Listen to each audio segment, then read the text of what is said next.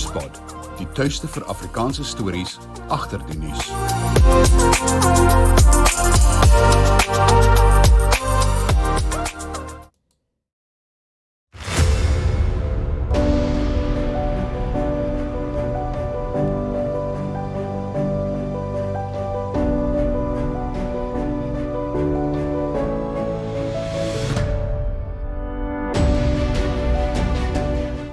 Aan wie laat jy die afhandeling van jou boedel oor?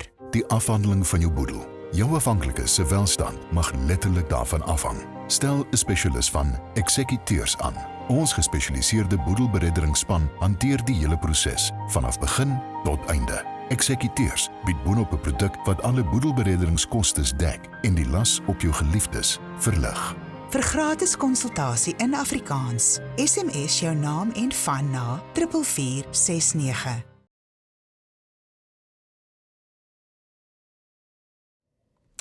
Goeiemôre en baie welkom by Stroom op, Nuuspod se daaglikse kommentaar op nuus, Koerantnuus, ander aanlyn nuus en in ons nuusbulletin vanoggend.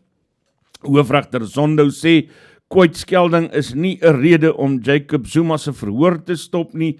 Die DA eis die dringende herlewing van die polisie-reservisteprogram en die aanstelling van David Cameron as minister van buitelandse sake word gekritiseer. Hoofregter Raymond Zondo sê die nasionale vervolgingsgesag moet aanklagte teen oud-president Jacob Zuma verder voer indien hulle van mening is daar is 'n saak teen hom. Dit volg op die besluit in Augustus om die res van Zuma se tronkstraf van 15 maande weens minagting van die hof kwyt te skeld. Zondo het ook in 'n onderhoud met Newsroom Africa beklemtoon dat die verhoor oor die wapentransaksie teen Zuma, wat na bewering omkoopgeld aanvaar het, nie gestaak moet word nie. Hy glo dis belangrik dat die howe oor Zuma se lot beslis. Die DA eis vir die onmiddellike herlewing van die polisie se reservisteprogram.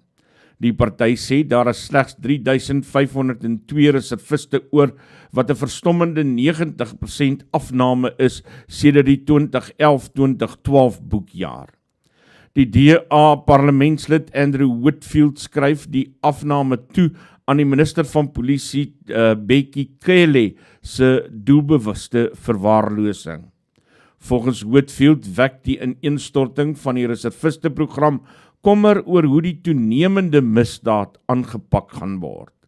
Hy doen 'n beroep op die polisie om met 'n vinnige werwingsaksie te begin en veral om afgetrede lede te teiken.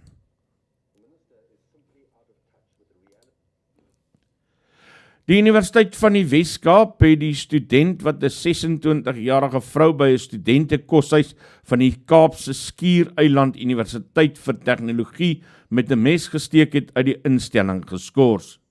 Die 30-jarige man wat teregstaan op 'n aanklag van poging tot moord, het gister vlugtig in die Bellville Landdroshof verskyn. UWK se woordvoerder, Gesant Abarder, sê die universiteit veroordeel enige daad van geslagsgeweld. AfriForum se privaat vervolgingseenheid sal nog 4 slagoffers verteenwoordig teen beamptes van die Tshwane Metropolisie wat van roof, ontvoering en aanranding beskuldig word wat dateer uit 2017. Johnson Lebombo en Aubrey Palani het gister saam met Magoba Ramashaga in 'n afsonderlike saak in die hof verskyn. Die drietal sal ook intern dissiplinêr verhoor word. Die burgemeesterskomitee lid vir gemeenskapsveiligheid in Tshwane, Grandi Tennyson, ondersteun die eenheid in sy stryd teen korrupte praktyke. Die woordvoerder van die eenheid, Barry Bateman, sê die stryd teen sulke magsmisbruik duur voort en hy moedig slagoffers aan om na vore te kom ter wille van geregtigheid. Die saak hervat in Maart 2024. Die Wes-Kaapse regering oorweeg die skepping van 'n kraghandelsmaatskappy om krag van onafhanklike verskaffers vir munisipaliteite aan te koop met die doel om laer tariewe te verkry. Die provinsiale regering is besig met die evaluering van die uitvoerbaarheid daarvan en die verkenning van modelle vir onderneming. Dit sal teen die middel van volgende jaar 'n werklikheid word. Aanvanklike gesprekke en beraadslagings sluit in sterk rade soos Kaapstad, Stellenbosch en Saldanhabaai, terwyl Drakensberg en Mosselbaai ook moontlike deelnemers is. Ander munisipaliteite is steeds skepties met kommer oor die oorheersing van groter plaaslike owerhede. Kommer oor regverdige deelname, befondsing en moontlike kompleksiteite bly steeds. Die voorsitter van die Pretoria Rugby Club, Jaco Basson, is die naweek in Soshanguve doodgeskiet. Die president Niels van Heerden het bevestig Basson het na die gebied gegaan om na 'n bakkie te kyk waarin hy belang gestel het om te koop. Hy is vergesel van die klub se afrigter wat ook erg aangerand en beseer is. Na die aanranding het die aanvallers glo die beseerde afrigter aangesê om Basson na die hospitaal te haas want hy was besig om dood te gaan. Buitelandse nuus, die Britse eerste minister Rishi Sunak se besluit om David Cameron in 'n kabinetskommeling as minister van buitelandse sake aan te stel, is gekritiseer.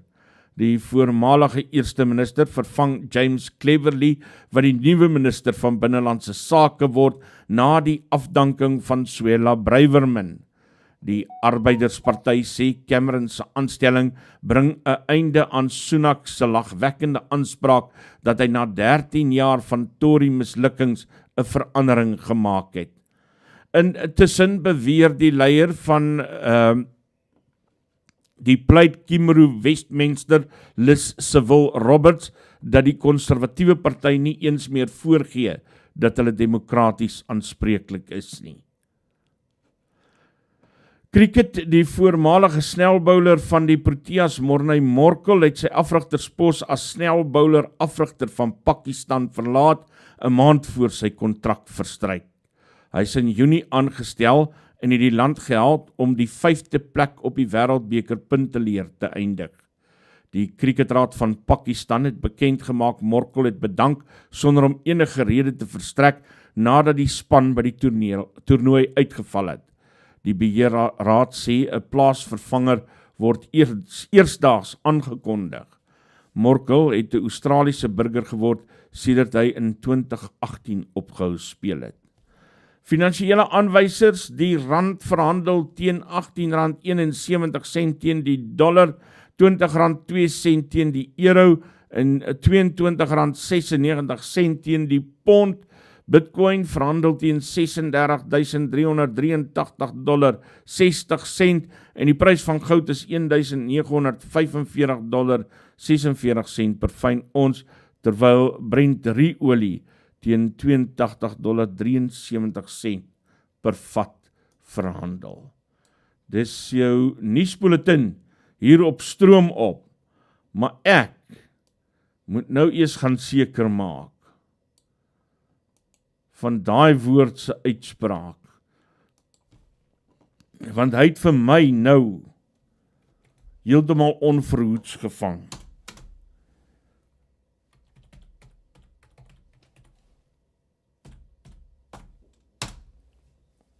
Kom ons hoor.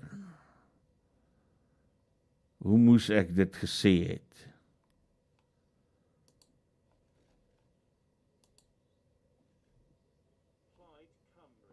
Plaid Cymru. Daar het jy dit. Plaid Cymru. Yep. Some you win, some you lose. I lost that one. 6 love. Môre. Lekker. Welkom by Stroom op vir almal wat nou net ingekom het. Ek sien hier kom hulle in hulle hordes. Dis lekker om dit elke oggend te sien. Dat ons saam 'n klompie mense het wat deel is van die regstreekse uitsending. En dan hier eers in die nag word ek wakker en dan is my eerste reaksie om gou te kyk hoeveel mense deur die dag gekyk. En ons het dan altyd 'n redelike klomp mense wat vir ons kyk. Ek is baie gelukkig en tevrede met hoe ons aan hierdie kant loop. Dankie vir julle. Môre, Dominique en Rita en Annemarie en Sharon. Haar kom Pieter Kloete ook nou in. So lekker om te sien dat mense so loyaal bly aan iets. Dis lekker. Ja, kom ons gaan luister Sportnuus net hierna. Dan hoor ons gou wat gebeur in die sportwêreld.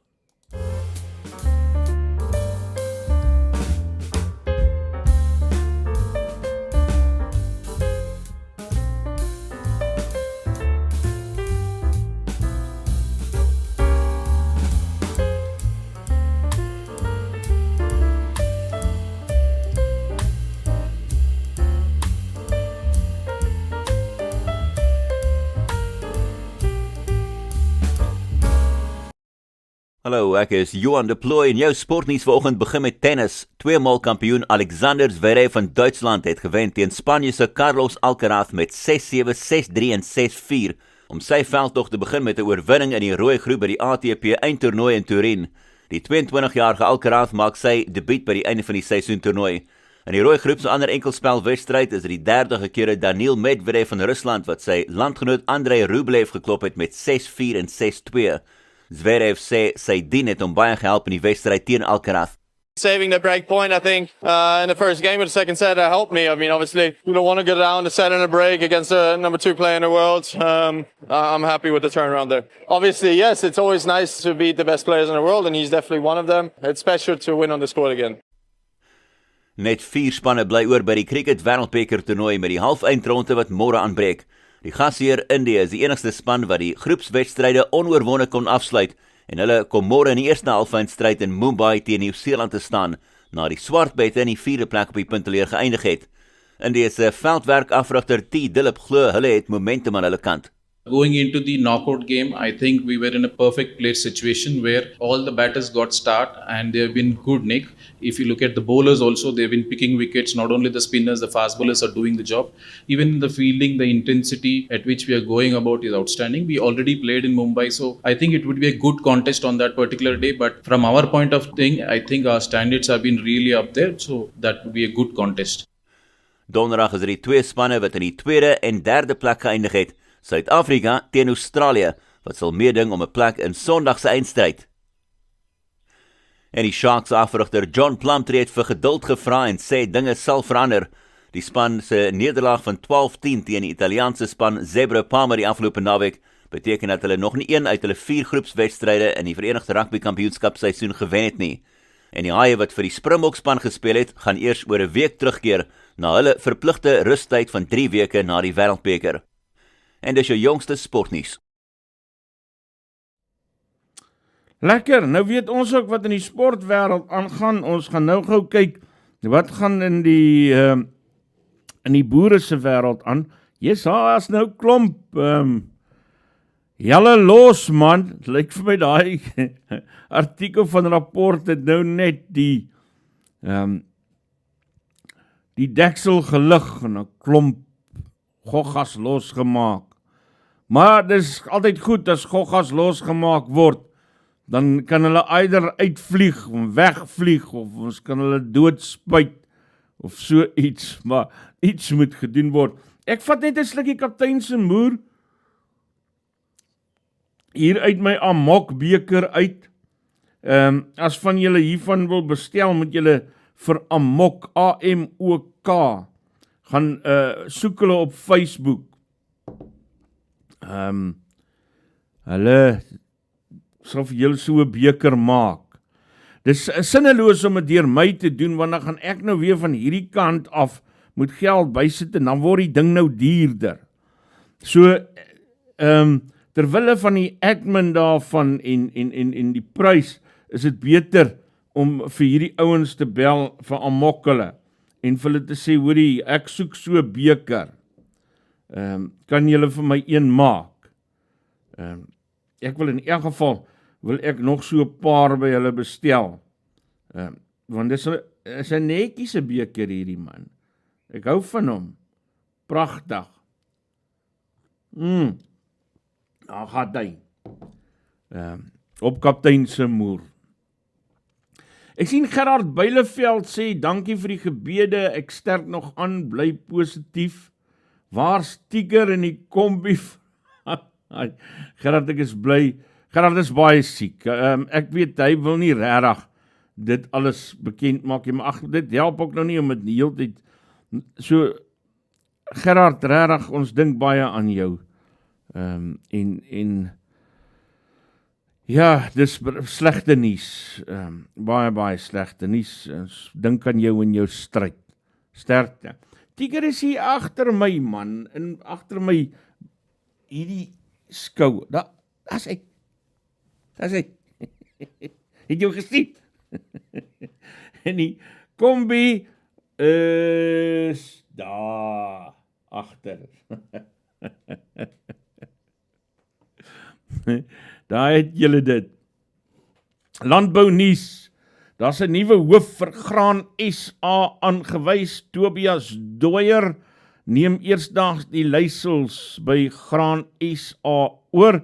Hy sal van 8 Januarie 2024 aan die stuur van die bedryfsorganisasie vir Suid-Afrikaanse graan en oliesade boere staan, en hy word in die plek van Pieter Taljaard aangestel, wat in Julie vanjaar bedank het om 'n pos in Kanada te aanvaar. Dis landbounuus, maar ek het ook besluit om vanoggend daardie nuus van gister, want dit gaan nou oor die boere, wit boere wat nie kan uitvoer nie, verder te voer in hierdie gedeelte van landbounuus vanoggend, want nou is die hel nou weer los oor hierdie saak. Ons het nou gister word daar toe nou daarop gewys dat daar is een of ander misverstand oor hierdie saak, en dat rapport eintlik nie feitelik korrek hieroor berig het nie. Wat ek dink nie die waarheid is nie, ek dink rapport het feitelik korrek berig daaroor. Wat hulle wel gedoen het, is dat hulle dit so bietjie anders laat klink het as wat dit moet wees, naamlik dat dit van nou af gebeur en voortaan gaan gebeur, terwyl dit eintlik 'n status quo is. Maar dis semantiek, as jy nou regtig daaroor wil gaan stry, maar en jy sal dit ook nou duidelik agterkom in die reaksie wat daartoe nou is. Want toe kom Toko de Diza, die minister van Landbou, Grondhervorming en Landbouontwikkeling, en sê in 'n mediaverklaring die 2 kennisgewings dat die departement onlangs in die Staatskoerant gepubliseer het, is nie nuut nie, en daar geld nie 'n drempel of 'n vlak vir swart ekonomiese bemagtiging ten einde 'n uitvoerpermit te bekom nie. Sy sê die mediaberigte wat daarna verwys as nuwe vereistes is verkeerd, daaroor is sy reg, maar die DA het nogtans aangekondig dat hy reeds oor die aangeleentheid by die Europese Unie en Brittanje gaan kla. Toe gaan News24 en hulle doen wat hulle noem 'n fact check, en hulle sê uiteindelik kom hulle tot die gevolgtrekking, no, white farmers don't need black ownership to export. En ek wil nou vir julle hierdie deel wys, sodat ons kan saamgesels hieroor.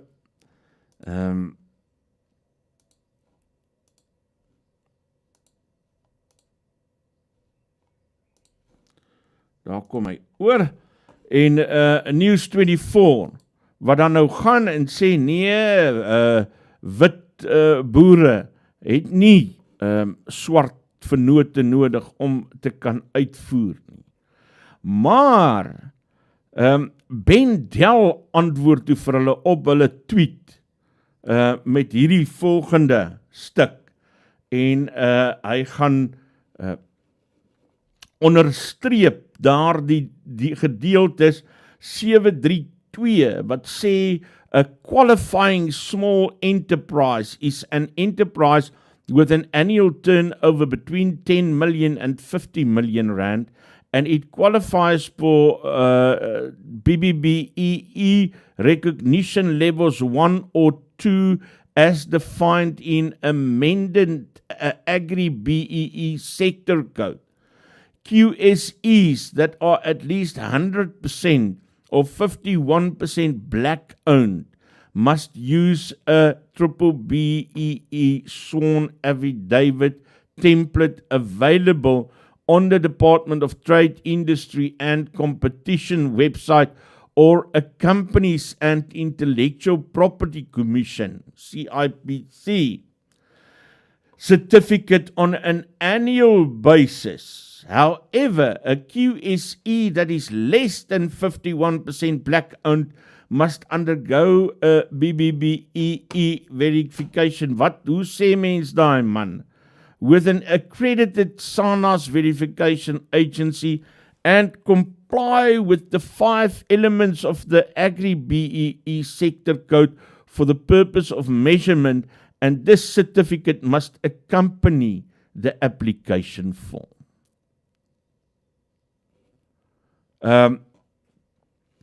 Wat hy dan nou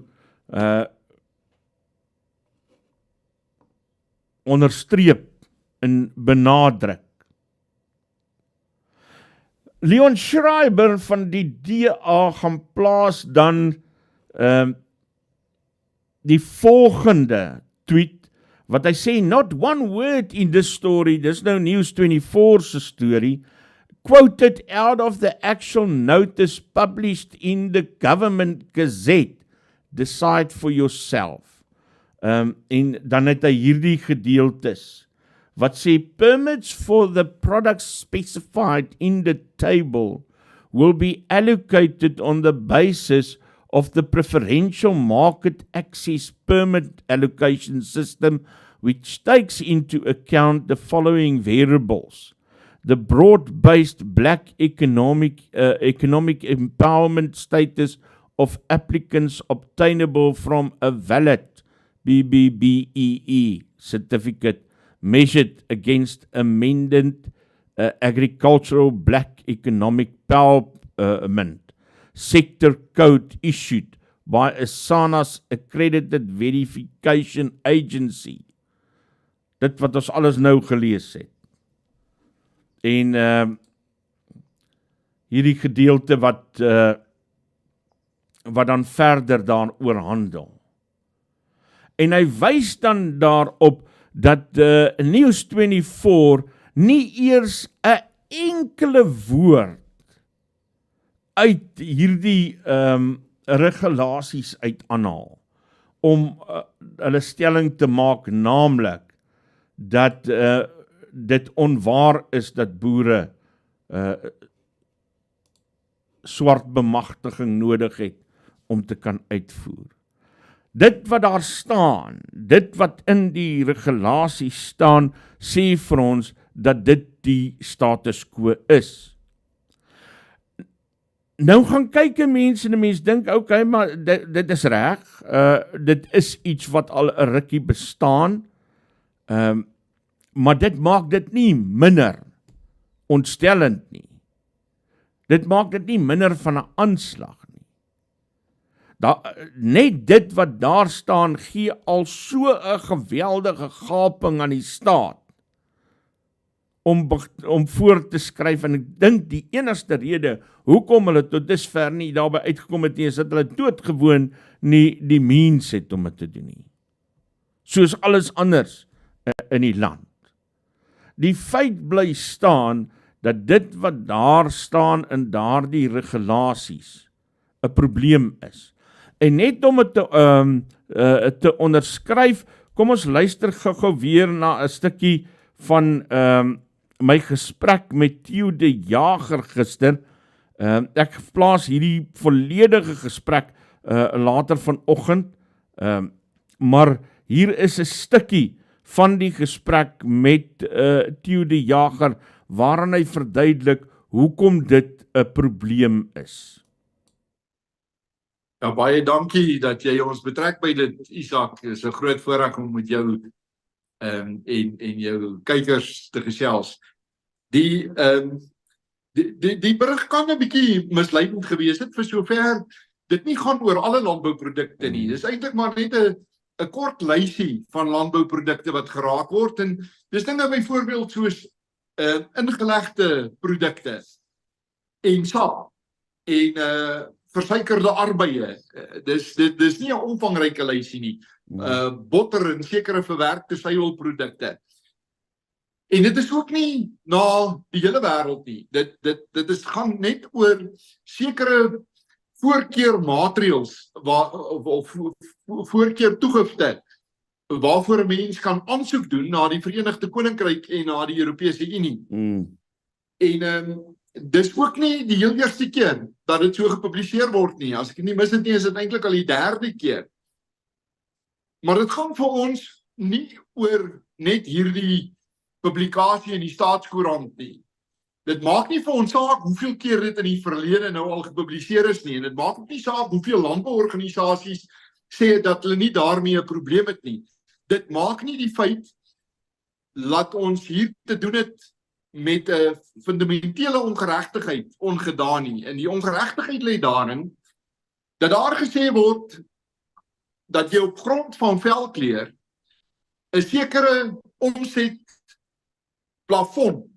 opgelê word. As jy bo daai omsetplafon presteer in jou besigheid, dan moet jy deel. Ander mense hoef nie te deel bo daai plafon nie, maar op grond van jou wit velkleur moet jy aan hierdie SEB maatreëls voldoen. En dit maak die deur oop vir die toepassing daarvan elders ook. Op watter gronde kan 'n mens as dit so toegepas word in die toekoms kan terugskram as die staat sê nou geld hierdie reëling vir alle ander landbouprodukte ook of vir alle ander uitvoere na ander wêrelddele toe ook. As jy toelaat dat hierdie deur op 'n skreefie oopgedruk word, gaan jy nie kan stop as hy heeltemal oopgedruk word nie. En dis waarteen ons op die oomblik beklei. Is dit moontlik om doodgewoon maklik hierdie maatreëls uit te brei en weier produkte insluit daarbey? Dis baie maklik, ja, want dit gaan oor 'n regulasie. Dis nie wetgewing wat gepasseer moet word nie. Hierdie is regulasies wat uitgevaardig word in terme van die swart ekonomiese bemagtigingswetgewing wat in plek is. Dit vereis onder andere dat elke sektor 'n spesifieke handves of bemagtigingskode moet hê. In die landbousektor is daai kode al afgeteken hier in 2015. Ek het op daai raad, die Agri SEB handvesraad gedien van sy ontstaan in 2006 tot in 2015. En in my tyd het ons nie afgeteken nie, bloot omdat ons 2 hakplekke gehad het wat ons nie kon uitsorteer nie. En die eerste hakplek was, ons het duidelikheid gevra, hoe pas 'n mens swart ekonomiese bemagtiging op 'n familieboerdery toe? Isak, dis maklik, dit kan moeilik genoeg wees vir 'n pa en sy seun om saam te boer. Wat nog te sê vir neefs om saam te boer? Wat dan nou nog te sê vir 'n vernoot wat op jou besigheid afgedruk word wat jy nie daar wou gehad het nie? En die tweede ding waaroor ons met hulle oorhoops gelê het en ons het geweier om af te teken as daar nie 'n reëling getref word rondom dit nie, het gegaan oor grondeise op 'n plaas. Jy weet, as daar 'n grondeis op 'n plaas gegazetteer is, dan is so 'n boer nie seker wanneer die plaas oorgedra gaan word nie, want dit is 'n regtig gedrewe proses hierdie. Die grondeisers is as die grondeis geldig is, geregtig om daai plaas te kry. So ons het gesê, dit maak nie sin dat 'n mens 'n swart belegger vra om op jou plaas betrokke te raak as 'n vernoot, as jy nie vir hom die waarborg kan gee dat ons oor 2 jaar van nou af nog hierdie plaas gaan hê nie. Veral gegee die feit dat hulle lankal nie meer markverwante aanbiedinge maak in die oordrag van hierdie plase nie. En van die boere het, omdat grondeise so lank gesloer het, gesê, maar kom ons betrek dan 'n eisergemeenskap as 'n vernoot. En dan kom ander eisergemeenskappe en hulle sê, wie het vir die boer die reg gegee om te besluit wie die regmatige eiser is? Want nou neem hy hierdie een groepering in as hy vernoot en hy sluit die res van ons uit. Dit raak 'n katnes, dit raak onmoontlik om hierdie probleme uit te sorteer. So ons het gevra dat alle plase met grondeise op uit huis uitgesluit word van enige swart bemagtigingsvereistes. Maar toe kom 'n toenmalige premier van die Limpopo, Selo Molotto. En hy sê 88% van die plase in my provinsie het grondeise op. Ons kan nie hulle almal vrystel van swart ekonomiese bemagtiging nie. En daar is net eenvoudig nooit tot 'n behoorlike vergelyk gekom oor hierdie saak nie. Is daar 'n doelbewuste aanslag, rasaanslag vanaf staatskant wanneer dit by regulasies rondom boerdery kom? O, daar's verseker. Dit gaan nie net oor hierdie regulasies nie, nê. Ons het dit baie duidelik gesien in die meesterplan vir landbou wat in Mei maand verlede jaar afgeteken is in die parlement. En dit is interessant om te sien dat al die organisasies wat nie afgeteken het op die meesterplan nie, dis soos ons by SAI, TLISA, die National Employers Association of South Africa, die Landbouwerkgewersorganisasie, die Verbruikersraad, WRSA, die wildlewe boere, en 'n sweterjoel ander. Hulle almal het probleme nou met hierdie regulasies ook. Terwyl die organisasies wat afgeteken het daarop, het nie probleme met hierdie regulasies nie en sê, ons moet maar ons gewig daar agterin gooi, want dit is die vereistes van die regering van die tyd. Dis Dr. Theo die Jager wat so praat. Ek plaas die volledige gesprek so bietjie later vanoggend op Nuuspod. Een van die punte wat ons ook aangeraak het is naamlik die feit dat miljoene hektaar grond op die oomblik in Limpopo tot verval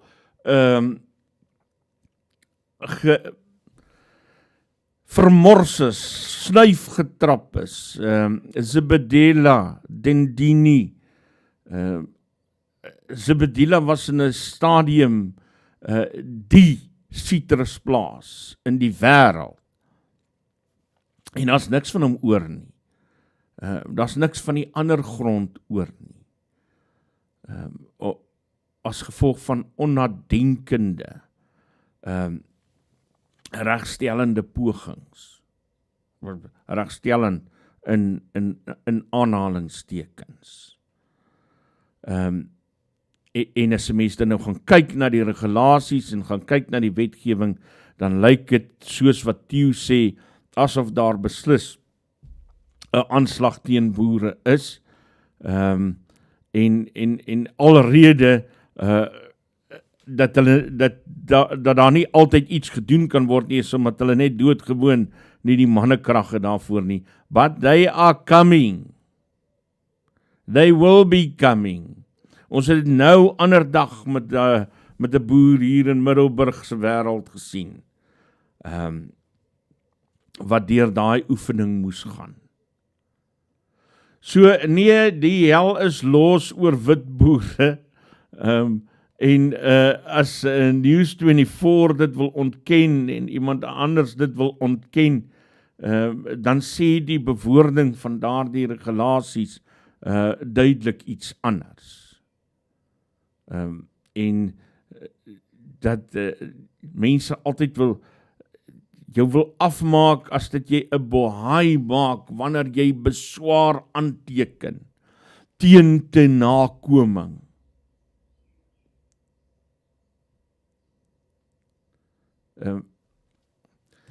Maar dis mos maar wat gebeur, jong. Die oomblik as jy iets uitwys, dan word jy maklik uitgewys as die persoon wat verkeerd is. Hierdie saak gaan sy loop neem, ons gaan sien waartoe hy gaan, ons sal dit natuurlik dophou en sekerlik weer daaroor gesels, maar ek stel maar voor dat boere hulle self gaan skaar by organisasies wat hulle belange op die hart dra, soos saai, Theo die Jager, hulle, is dit maar beter om in sulke tye by mense te gaan staan wat jou kan help om te beklei. Want wanneer jy eers teen die masjinerie van die staat moet beklei, en veral 'n staat soos hierdie ene, dan kan jy baie maklik en baie gou aan die kortste end trek. Want daar is baie wie wat jy moet vat voordat jy uiteindelik by 'n plek kan kom om jou regmatige plek onder die son in te neem. Dis ons landbounuus en ons hoofnuus storie sommer ook vir vanoggend.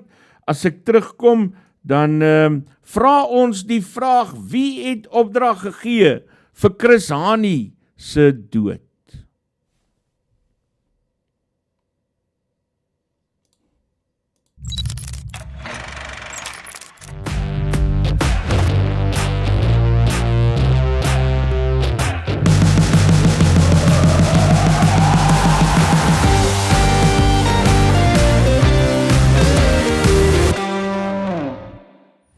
Verkeersboetes behels meer as 'n klein ongerief met minimale gevolge.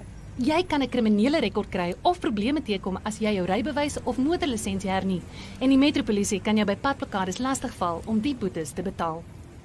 Fines for you vir minder moeite met verkeersboetes deur hul te monitor en vinnig, wetlik en effektief af te handel, sodat jy nie die ongewenste gevolge hoef te dra nie. Ons spesialiseer in groot vlote en streef daarna om jou geld te bespaar. Kontak ons gerus op 011 867 7331 of besoek ons webtuiste by www.finesforyou.co.za.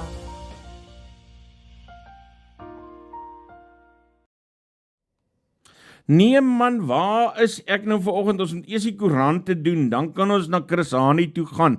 Ekskuus. Ons gaan gou eers kyk na wat die Koerantopskrifte vanoggend sê, en daarna vra ons die vraag oor wie het regtig opdrag gegee vir Chris Hani se dood. Business Day berig die graderingsagentskap Moody's hou Transnet se skuldlas dop met die moontlikheid van 'n afgradering van die staatsonderneming. Beeld lei met die moord op 'n bekende in Pretoria se rugbykringe, die 59-jarige Jaco Basson, wat in die omgewing van Winterveld buite Pretoria doodgeskiet is, nadat hy op 'n Facebook-advertensie om 'n motor te koop gereageer het. Tweedens skryf die koerant oor die 18-jarige Arnold Dippenaar, 'n matriekleerder by die Hoërskool Waterkloof in Pretoria, wat 100% behaal het in die alfa wiskunde eindeksamen vraestel, en die Sowetan berig oor Bonekelo Lefafi, wat gister in die Landdroshof in Western Area verskyn het, in verband met die moord op 'n mede-mynwerker. Lefafi het die man na bewering met 'n mes doodgesteek en daarna foto's van homself en die liggaam geneem, en dan skryf die Citizen dat die Gautengse premier Panjasa Lesufi teen die minister van polisie Bekkie Cele se aanbeveling Gautengse sogenaamde voetsoldate, die Amapanyazas, bewapen. Die vader weet. En hulle is in 'n stryd met mekaar op die oomblik daaroor. Volksblad in Bloemfontein berig eerstens vandag verder oor die Van den Heever moordsaak in Welkom. Linda Van den Heever word aangekla van die moord op haar eksman Andrei, en die hof het gister gehoor hulle was gereeld in rusies gewikkel. Dan skryf die koerant dat 6 swaar gewapende mans in hegtenis geneem is na 'n transiete rooftog in Bloemfontein. Die Burger berig georganiseerde misdaad kos Suid-Afrika sowat 155 miljard rand per jaar. Intussen vermors staatsamptenare sowat 1,5 miljard deur finansiële wangedrag. En dan skryf die koerant ook oor die 18-jarige Tariq Hendricks van die Pinelands High School, wat die Springbok embleem teen Fly Safe Air se vliegtuie ontwerp het. Cape Times skryf die student wat in hegtenis geneem is nadat hy na bewering sy vrou by die Kaapse Skiereiland Universiteit vir Tegnologie met 'n mes aangeval het glo ook 'n onverwante verkrachtingssaak teen hom. en hulle berig oor Kaapse vissers wat omgekrap is omdat hulle visvangkwotas ingeperk is. The Herald berig 4 mense is Sondag aand in Kwadesi doodgeskiet terwyl hulle besig was om na 'n sokkerwedstryd te kyk, en dan skryf die koerant ook 'n houer met 'n hoogs giftige stof het vermis geraak en daar bestaan kommer dat dit in die verkeerde hande kan beland. Daily News skryf 'n bende moordenaars het Diwali gebruik as rookskerm om 5 mense in Umlazi dood te skiet en dan ten slotte uit Namibië uit die Republikein berig die inwoners van Groot-Alp is omgekrap oor die stad Windhoek se mislukking om die dorp se sake in orde te kry, en die koerant skryf dan tweedens ook oor die regering se plan om 'n landswye minimumloon in te stel. Dit moet nou teen Maart 2024 afgehandel wees. Dis jou koerantopskrifte vanoggend hier op Stroom op. Hoor hierso, kom ons gaan haal net 'n bietjie asem, so tussen al die derms en die hare deur. Ek het hierdie wonderlike video gister raak geloop op Facebook, wat ek vir julle wil wys. En ek het gedink, yes, dis so 'n wonderlike, eintlik salige oomblik. En dis eintlik wat ons moet ervaar. As wat ons heeldag so stry en beklei, jammer, ek is moeg vir stry en beklei. Kyk gou hierdie stukkie godsaligheid, so in die hartjie van die klein Karoo.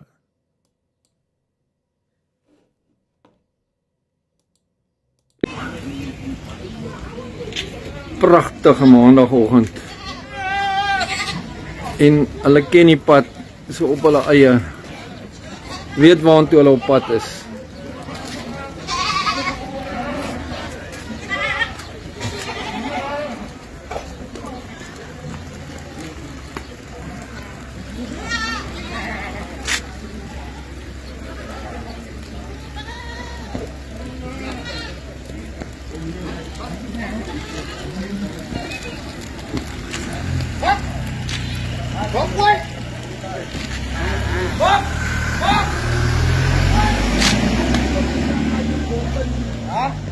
As almal in hierdie land van ons maar net so mooi kan luister, as daar gepraat word.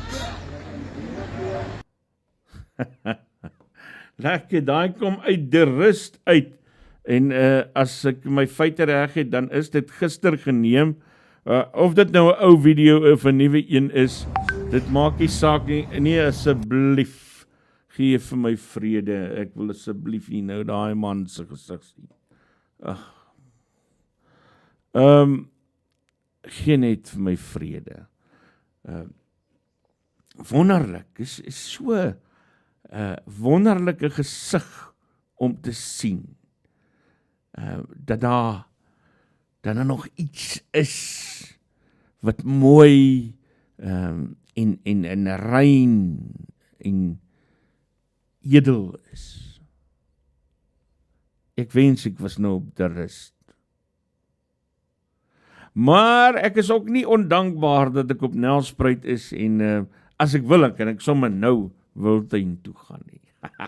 Hoor die mense, maar dit het gereën daar in Gautengse wêreld. Hoor, die ouens stuur vir my video's en foto's.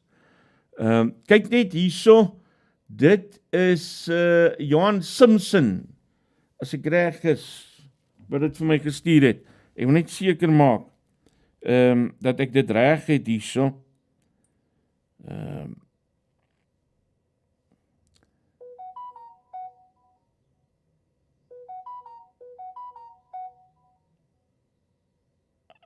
Waar is hy nou? Daar sy drum. Dit is Johan Simpson. Dankie Johan. Dis skade wat hulle persoonlik gelei het, so ek gaan gou hierdie foto's vir julle wys. Kyk hoe groot is daai haalkorrels wat hulle daar in die Oosrand getref het. Ek wil net seker maak wat het hy gesê. Waar presies is dit? Hael in Pieterwyl, Johannesburg, nee, dis 'n Pieterwyl, Johannesburg gisteraand. Vreeslike haal daai. So kyk hoe klein is die golfbal in vergelyking met daai haalkorrels wat hulle daar vashou. En dis vreeslike skade wat die goed aangerig het.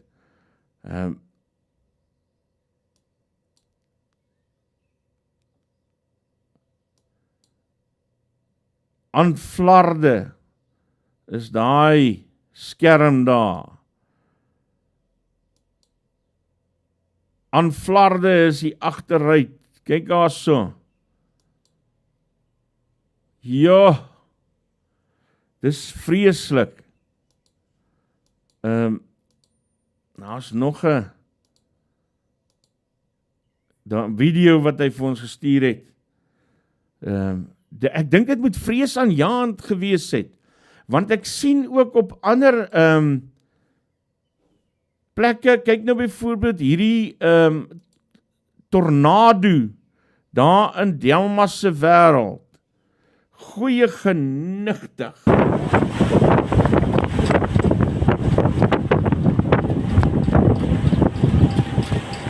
Dis 'n vreesaanjaende ding daai.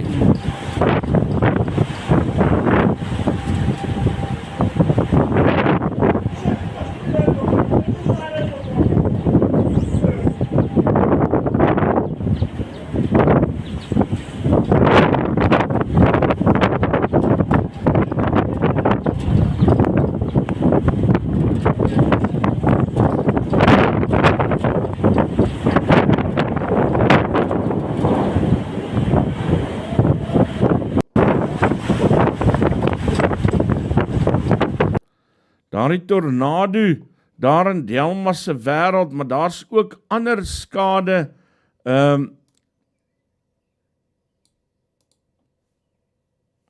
Kom hy, reënval Suid-Afrika wat vir ons wys, die haal op verskillende plekke geval het, redelik wyd was hierdie haalstorm gewees. Dis reënval Suid-Afrika se foto's daai, en dan is daar nog een traffic. Ek het dit vir julle gewys, maar hier is ander video's wat hulle ook het oor die haal.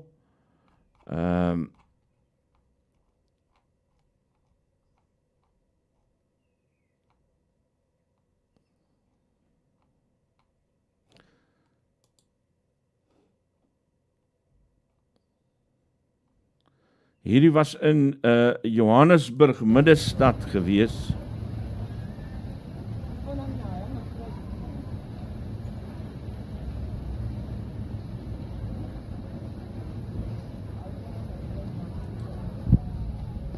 Erge haal oor wye areas gister gewees. En nou, as ek nou terugkom, dan is ons by die Chris Hani storie. Hou vas. Ons kom nou terug.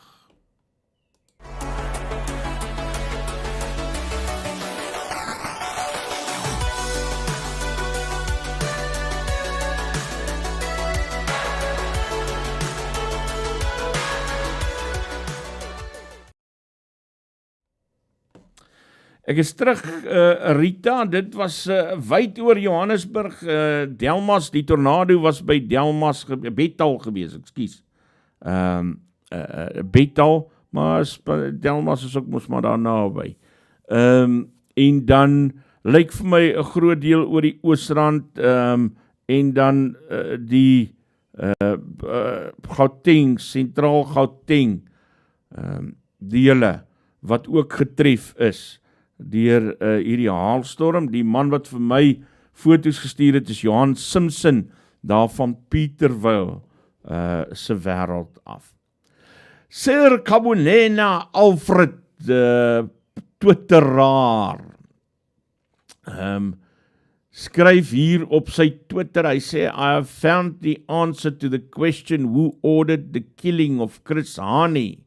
5 days in office, Mr. F.W. de Klerk ordered the release of freedom fighters, and from there the negotiations for a new South Africa took place. The ANC was the most popular party at the time and likely the next government of South Africa, but they didn't have something big that will win them elections. They needed a big story that will shock the black masses. In 1992, the majority of whites voted yes in a referendum. A whopping 68% of whites said yes, apartheid must die. The ANC leaders saw that as a threat to winning the national elections, which were looming, so they needed a big thing which would demonize the whites and kill even the referendum story, which shows that whites wanted unity with blacks. So the ANC leaders at the time ordered Janus Wallace and Darby Lewis to kill Chris Hani, who was popular at the time and knew that would give them greater success at elections because the majority of black voters use emotions in the ballot box. Chris Hani was sacrificed. Janus and Lewis were arrested within 24 hours because the ANC tipped the apartheid police where they would find the killers. It was the fastest arrest in the history of South Africa. Dink dit moet quickest wees, maar. The ANC plan worked very well because F.W. de Klerk was forced to call the elections as soon as possible before the masses lost their angry feelings. The ANC from the death of Hani pushed the elections to be held as soon as possible. The ANC comrades used Chris Hani as a sacrifice for them to be in the promised land. Today they're still using the same tactics to win the elections. Whites this, whites that, whites this, whites that. The ANC comrades ordered the killing of Chris Hani. Jacob Zuma was the head of the ANC intelligence when Hani was assassinated. 10 people in the ANC's top structure knew about the plot to kill Chris Hani. Ek het dit gelees, ek het al voorheen van sprake gehoor dat Chris Hani se dood eintlik deur ANC-lede geïnisieer is. Ek het dit nog altyd afgemaak as synde 'n samesweringsteorie, moet eerlik wees, en my nie veel gesteer daaraan. En gisteraand toe ek hierdie raak lees, het ek weer eens vir 'n oomblik gedink, ag man, dit is 'n samesweringsteorie. Maar toe gaan lees ek die reaksie onderaan hierdie stukkie skryfsel.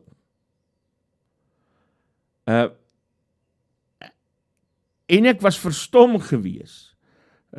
Daar's 'n ou wat skryf, I also like the conspiracy theory that the ANC and specifically Mandela ordered the killing became Chris Hani because Hani was calling for an armed takeover of power and threatened the peaceful handover that Madiba was working on.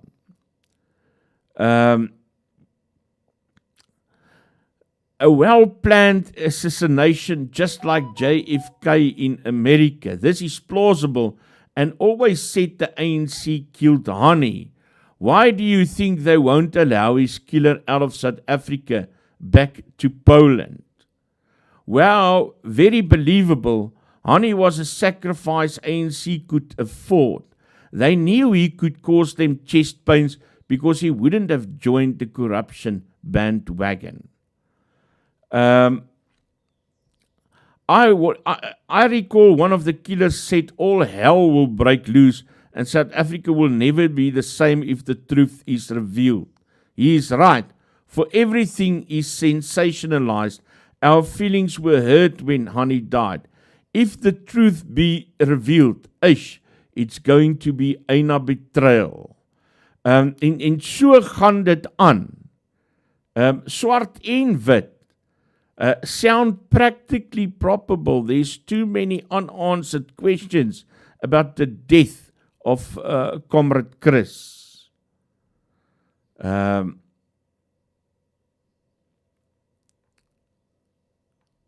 En so gaan het aan. Ek is nog steeds nie gekoop op die idee nie, en ek gaan soek toe verder. Om te kyk of 'n mens ergens 'n soort van 'n bevestiging hiervoor kan kry. Nie dat so 'n soektog noodwendig vir mense 'n geldige bevestiging gee nie, en ek maak nog steeds nie daarop aanspraak dat hierdie ou reg is oor wat hy sê nie.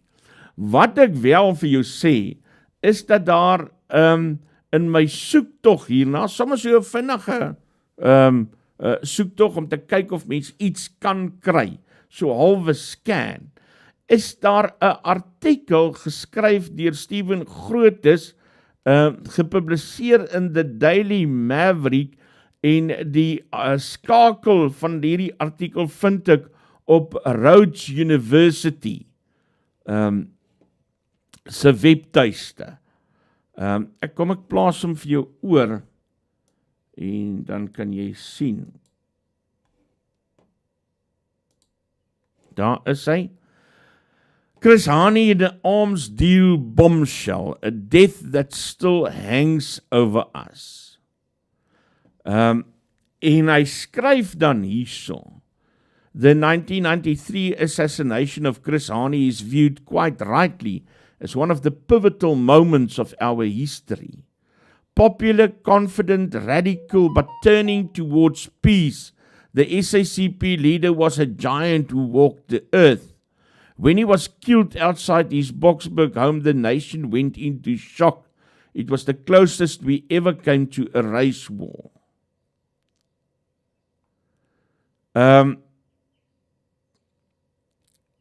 En dan gaan Teddy Colford Brown in hierdie stadium wat hierdie artikel geskryf is 2014, has blundered into a very sensitive stage of our history and suggested that actually there might have been some serious ANC internal politics involved in the Hani killing.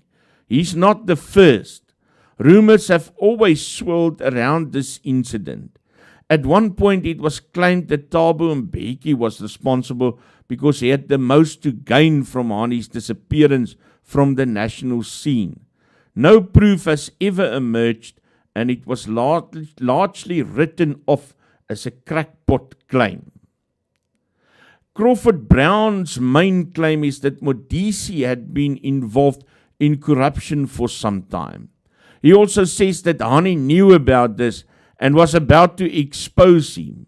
He points out that the genesis of the arms deal itself lies in the days before the ANC became the government, and while it was in fact preparing to govern. He suggests Modise was being wined and dined by arms manufacturers from late 1980s, when it was realized that South Africa under an ANC government would have to rearm. Dis Steven Grootes se artikel. Hy sê in the final analysis, the Hani assassination is always going to occupy the space in our history that Americans give to the killing of JF Kennedy. No matter that there were investigations by competent authorities, no matter that people were caught, convicted, and then actually given another hearing in which to speak, the fact is there will always be questions about this. It's because we're humans, because sometimes the truth is too banal, and because there may even be, on the part of some wishful thinking. Dis sy gevolgtrekking uiteindelik oor hierdie storie. Maar daar is ook 'n artikel, NelsonMandela.org, wat die vraag vra, who killed Hani? Ek moet hom net gou sien, hy wil nie oorgaan vir julle nie.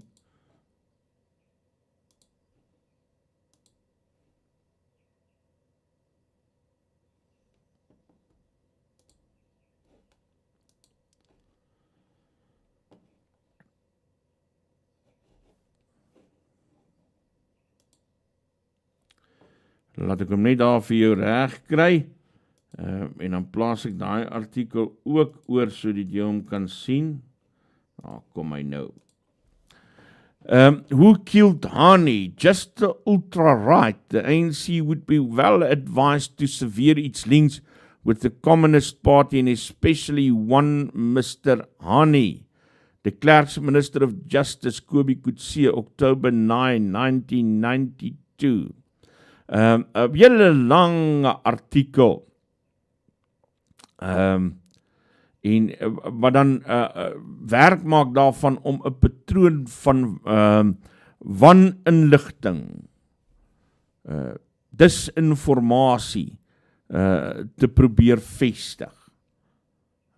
Maar die feit is, die punt is, daar is verskeie ander artikels en verskeie ander bronne wat hieroor gesels. Wat nog steeds nie aan dit geldigheid gee noodwendig nie. Maar daar is 'n klomp goed wat my laat besluit het, kyk ek gaan dit in elk geval opsit, en dit is die feit dat so iets goed moontlik is in die ANC. En dat daar 'n klompie ander geldige bronne is, wat wel melding daarvan maak. Ek kan dit nie as 'n feit stel nie, ek stel dit doodgewoon as 'n gespreksoefening hier op Nuuspod.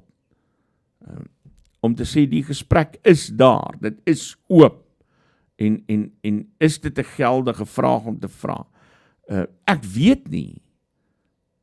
Ou sal baie dieper as dit moet krap. Maar dit bly vir my interessant, wat vir my wel, waar daar wel 'n probleem vir my inkom, is hoe die ANC dit sou regkry om iemand soos Clive Derby Lewis, wat intens regs was, in te koop.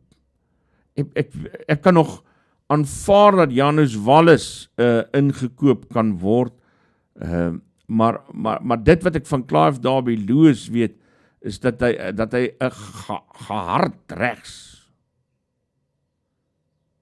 En ek weet nie of hy eers so iets sou doen net om die ANC ter wille te wees nie. Ek dink dit sou dalk een van die grootste gate in die argument wees, in die storie wees.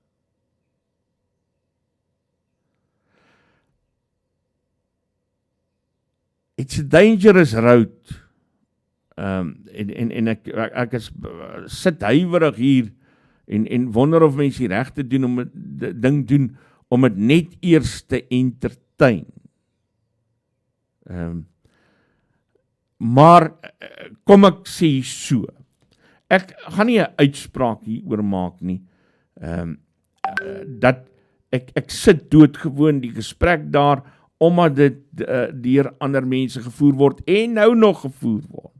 En waarskynlik een van daai goed gaan wees waar ons nooit 'n antwoord kan kry nie. Maar uit dit wat ek al van die ANC gehoor het en gesien het, en na my gesprek gister met Mthunzi Mdwaba, het ek net weer onder die indruk gekom waartoe hierdie klomp makmoegoes in staat is. Dis eintlik skrikwekkend om dit te bedink.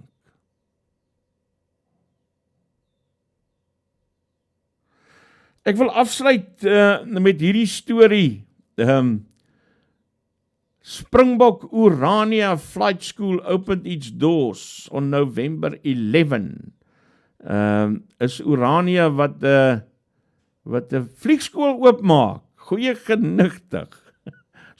Een van die dae kan jy met die Orania lugdiens van 'n Kloofdam toe vlieg of so iets. Nee, ek spot. Ek het dit al gesê ook, jy hoef dit nie eens skaam te wees af. Ek myself het geweldig baie respek vir dit wat die mense daar van Orania reg kry. Vergeet nou hulle oortuigings en of 'n ou verskil van hulle ideologies. Ek het respek vir dit wat hulle reg kry daar. En ek dink dis 'n lekker goeie storie tussen al die derms in die jare deur. Sit hulle daar met Vleeniers, Johan de Lange, Petro van Wyk, Sintay Vermeulen en Flippie Vermeulen, wat duisende vlugure saambring in ervaring. En is duidelik dat jy behoorlike opleiding daar sal kry. Kyk, jy mense het in die verlede al baie vir Orania gelag. En elke keer is hulle tot skaamte gebring. Want Orania deliver dit wat hulle sê. And I think it's a good story. Mense, dit bring my aan die einde van vanoggend se program. Baie dankie dat jy saamkyk, dankie dat jy ondersteun. Asseblief, die rede waarom dit belangrik is om te subscribe, is omdat dit vir ons groter blootstelling gee. So asseblief, ek wil mooi vra, doen moeite, probeer subscribe, asseblief, het kos niks om te subscribe nie. Dis net as jy 'n member word, en dit is ook nie eens 'n verpligting nie. Die belangrikste is wat ek wil vra, as jy nou wil 'n verpligting hê, dan is dit asseblief om te gaan subscribe. Want dit help die kanaal om blootstelling te kry, en as jy blootstelling kry, kry jy meer views. As jy meer views kry, kry jy meer subscribers, en op hierdie manier groei die kanaal. Ek wil mooi vra, asseblief, sal jy dit as jou skuld aan Nuuspod aanvaar, om die subscribe knoppie te druk? Dit kos niks. Groetnis, alle heil en seën, steek hom stinkie. Ons praat vanmiddag weer verder in nuusfokus.